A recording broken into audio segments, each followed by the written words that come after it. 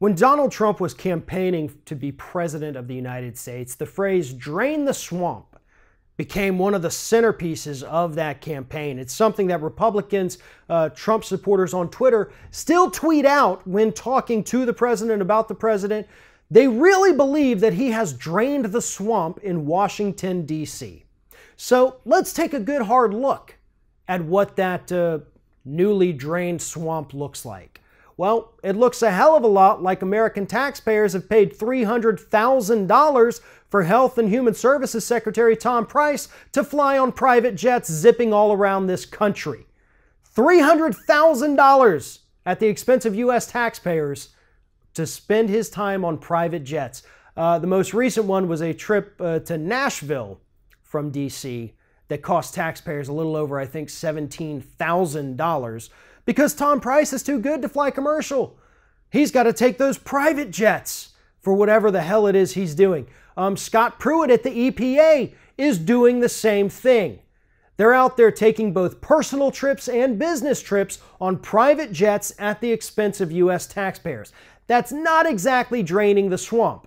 What it is draining are the federal government's cash reserves, because not only are they spending our tax dollars, but you're also trying to cut taxes for the wealthy, so there's going to be even fewer tax dollars for these guys to spend on private jets. But I'm sure the Trump administration will find a way to pay for more of these flights, possibly by killing Medicaid and after-school programs and things like that. You know, those aren't as important as having your idiots that work for you fly around in private jets.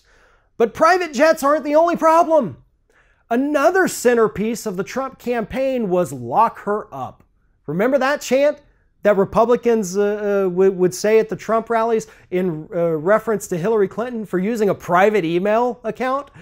Well, as it turns out, we now have no fewer than 6 people within the Trump administration who have been caught using private email accounts for official government work.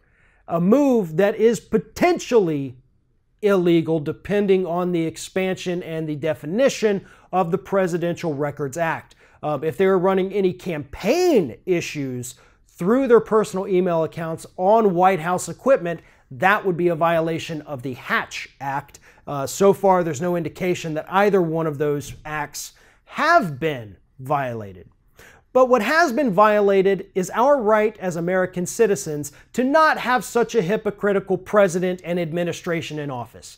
They wanted to put Hillary Clinton behind bars forever because she used a private email account. And now 6 people, including 2 members of Trump's own family, have been busted doing the same thing. That is one of the most, that's the height of hypocrisy at this point. That's what we're living in, and they don't seem to see a problem with it. Yeah, technically what these people are doing is not illegal.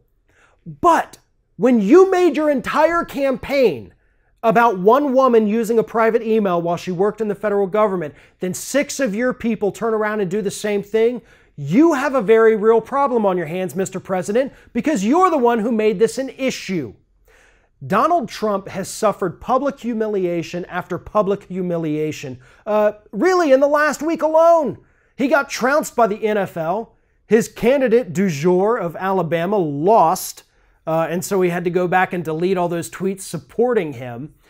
The private plane issue is now under investigation by Congress, and damn near everybody in his administration is trying to use private emails to conduct official White House business. And this is all, folks, in the span of one very bad week for President Trump. Thanks for watching, and if you like what you see here on Ring of Fire, we encourage you to subscribe to our channel. You can see the little subscribe button down there, but if you're watching it on another device where you can't see it, go to youtube.com/TheRingOfFire, hit subscribe, be notified every time we get a new video.